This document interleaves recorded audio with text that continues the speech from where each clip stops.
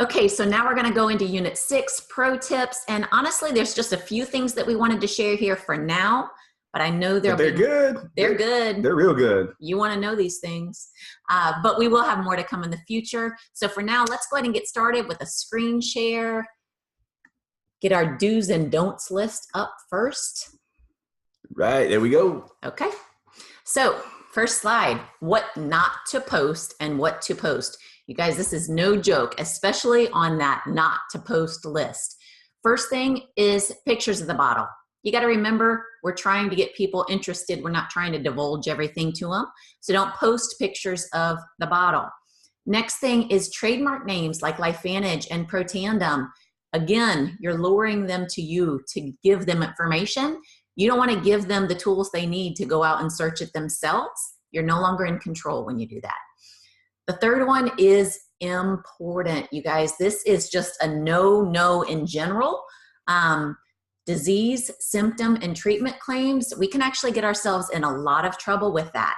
So I'm just telling you right now, if you post something and inadvertently it calls for people to comment and make claims, delete them. Don't let that stay up there. That's something that is highly regulated and we don't want to get ourselves in trouble. We know we have amazing products. We don't have to say specifically, right? So keep that in mind. The last one is income claims, especially without a disclaimer. It's funny, you know, even on stage at our events, as they bring some of us on stage, they'll have a disclaimer behind us saying that, you know, whatever their legal verbiage is. But it is a serious issue. We're a publicly traded company. We cannot not afford to put ourselves in a compromised position. Now, positives, what to post. Pictures of you taking or holding the product. It piques interest when they see something and you're making this, you know, just a little curiosity statement to go along with it. Yeah, I mean, I want to say something there because we did say not to use pictures of the bottles or the packaging. That's mainly so they don't go on Google. Like, we don't want to give them all the goods, right? We don't want them searching stuff on Google. We want them coming to you saying, what is this? If people are not doing it, it might mean you're giving it all away, right? And so you can hold pictures of the product and hold the bottles, but do it in a way where they can't read the whole title or it's obscure in the background. Just remember, you're constantly trying to create curiosity and not giving them the ability to go out and try and do their own research at the University of Google. Exactly.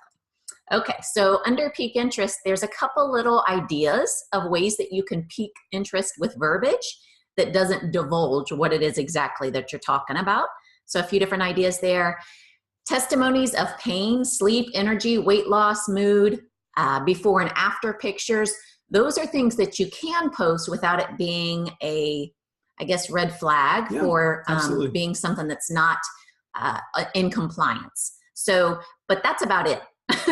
Outside of that, disease states, that's just, don't even touch it with the I'm gonna throw this in here. It's not even part of what's rehearsed. We went out on a date night the other night and the guy asked us what we do for a living. And I've said this to some people. I've never said it in front of her. And I just said, we turn plants into money. And he started laughing because talk about interested. I mean, oh yeah, he was really interested. So that's my point is I didn't tell him anything about nutrigenomics. I didn't say anything about Protandim, but it was the joke now at the bar. Like, those guys over there, they turn plants into money. Well, let me tell you, we're Facebook friends now, right? And we had a conversation about where he lives and where we live. So you just want to create curiosity, and no one's heard of biohacking. No one's heard of Nerf 2. So those are good things. Now, we did clear the air. He didn't really think it was anything shady, but it did pique his interest. Look at us, dude. I mean, like, you never know. Not too shady. You never know. Okay, moving on to tips. Maybe you can hit on some of these. All right, we're going to share screen. I'm going to share my live Facebook account and on my phone, but we got to do this laptop and on the cell phone. So let me show you guys first what we're talking about in the laptop. So let me come off the share screen here and get out of that PowerPoint and bring up, well, I guess we are going to share screen again, just not in the PowerPoint, and pull up our Facebook account. So this is my active account. And what I wanted to highlight for you guys is a couple things here. Number one is this friends list right here under Explore. You can go to friends list, and it's highly recommended that you go in and create a prospect list. Okay, you just come up here to create a list and then create prospects. So, let's use, I don't even know. Let me go to LifeVantage right here to show you how to add people. So apparently this person's in LifeVantage. And so you would just come over here where it says on this list, and you would add their name right there. And they are automatically now in that list. So under my friends list, I can go in here in the morning or the night. I have at different times where I'll go in, and my goal is to spend no more than 15 minutes in there. And I'll go through and like and comment, like and comment, like and comment, like and comment. But it's different than your news feed, guys. This is huge because Facebook tries to determine what you're going to see. So this is a way for me to go in and see exactly what I want to see. Nobody in my friends list under prospects is in LifeVantage, and they're all people that I'm actively working on to create conversations, as we talked about in the other units. Here's something else I wanted to show you, all right? Go up to News Feed right here, and you can click on the little 3 buttons there and go to Edit Preferences, right? And here you're going to be able to prioritize who you see first. Now, Facebook controls how many people you can see first. What I use there, guys, is people who I like to see what they're doing on their Facebook accounts. They're usually influencers, whether in our company or out of our company. It's people that I really, when my news feed comes on, if I'm just going to scroll, I want to see their stuff first. And it's mainly people outside of LifeVantage that I'm wanting to see their stuff first. But you can also unfollow people here. You can reconnect with people. It's important that you guys are controlling your own news feeds as much as you possibly can. So we wanted to show that to you. And I'd add that this does have to take place on your desktop. I'm pretty certain you can't create the friends list on your cell phone. So just know that's the reason he went to the desktop to make that happen. Okay, so now we're going to do a screen share on my iPhone, and we're going to show you how to use Facebook Stories. This is something not a lot of people are doing. I don't do it a lot, but we're starting to do it more and more. And I'm just going to demonstrate it for you right now. So it's finding the iPad, or it's finding the laptop. So now we're found, we're on, and I'm going to go back into my Facebook account, as you can see there. And you can see that 7 years ago I was posting. I know right where I was at. And so up here where it says add, okay, see that little blue button right there? Right, I'm going to hit it. We're going to do this. We're going to do a live ad right now. So I'm going to hit it. So you see what comes up, right? There we are, right? So check this out, right? Do a quick video. They like, all right, just doing a little homework, little social media training, and whoa, wow, there she is.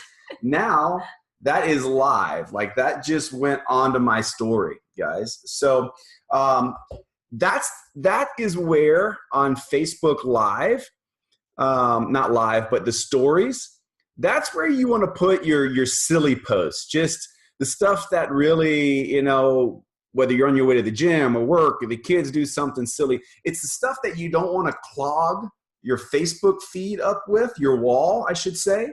But nonetheless, you want your people seeing you. When they open their Facebook accounts, you want them to see that. And it's gone in 24 hours. Yeah, so the whole idea is you do it every 24 hours to keep your face at the front so that you're kind of staying at the front of people's minds. That's the whole idea. Yeah. So that's a pro tip that you guys can start using. Not a lot of people are using it, which is going to put you in a position where, being first is a really good thing. Let's talk about workflow for just a little bit. Yeah, well, with Facebook, you can fall into that scroll hole. And so you have to be very careful to actually set almost like a schedule of when you're going to do what and what you're looking to accomplish. We talked about spending times commenting in groups. We've talked about spending times building your database by going into other groups as far as things that you like and have a passion about and building relationships there. You've got to do these posts. Really, you can spend a ton of time on Facebook if you're not intentional about what you're accomplishing. And honestly, if you're not regimented with that intention, you really may accomplish nothing other than being very aware of what other people are doing in their lives. Try to avoid the dopamine drip on yourself. Like, be the one supplying the dopamine, not the one being drunk on it, okay? So what I mean by that, when you wake up and you open your eyes, don't make your first thing you do to go see who commented on your stuff. You guys should have a workflow. Like, maybe go in there and the very first thing you do is comment in that prospect list. Or maybe the first thing you do is go be a student of some of the posts that you really like, right? Do some screenshots. And go to school, guys, on what you're going to be doing with your Facebook account for the day. Then maybe if you have some time later, get into scrolling and looking at your comments, because obviously that's a big part of the success of your profile page is interacting with people. But just make sure that you're not getting caught up in the entertainment part of Facebook. Which makes perfect sense, because you do have to recognize when somebody's made a comment. It'd be almost like you walking in and saying hello to somebody and they just turn their head. I mean, it's like social etiquette.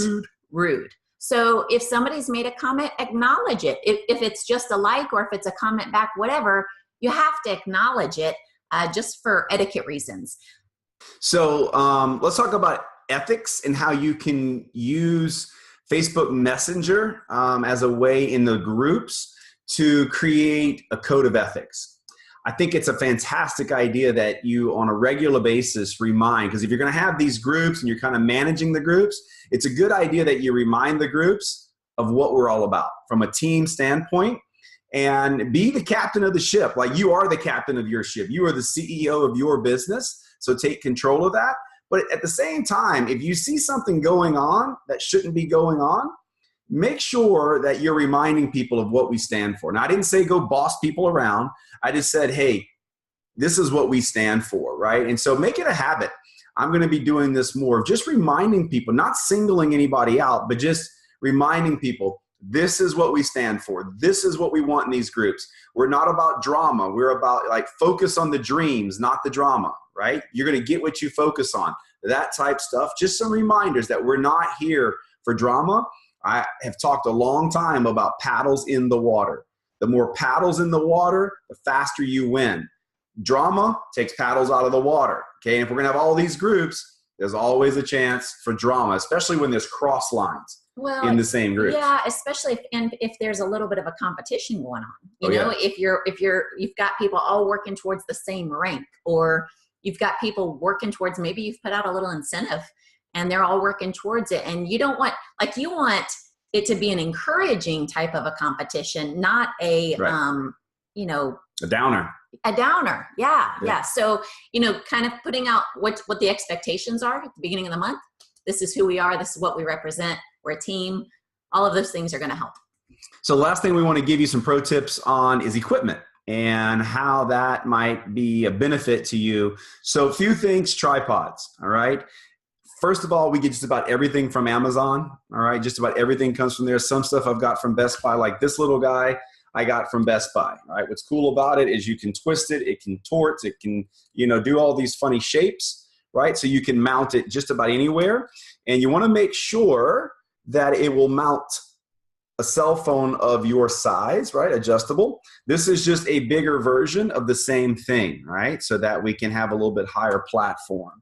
I'll pull the microphone that we're using right now. Check this out. This is called a Snowball by Blue. All right. So we're using these. So when we're doing our Zooms or our Facebook Live, sometimes the sound is better than what's on the laptop. All right. We stepped up our lighting game a little bit. Now remember, these are pro tips. You don't have to do this. Check this out. How many times have you gone to take a selfie or done a live and you don't have the lighting that you need?